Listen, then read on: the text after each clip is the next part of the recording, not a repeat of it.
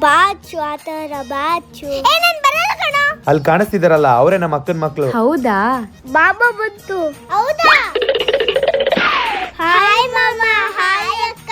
Hi, ನಾನ್ ನಿಮ್ಮಿಬ್ರಿಗೂ chocolate ತಂದಿದ್ದೀನಿ. ತಗೊಳ್ಳಿ ತಗೋಚ್ಚು. ನನಗ್ ಬೇಡ. ಯಾಕಚ್ಚು, ನಿಂಗ್ ಬೇಡ್ವಾ? ನನಗ್ ಹಲ್ಲವು.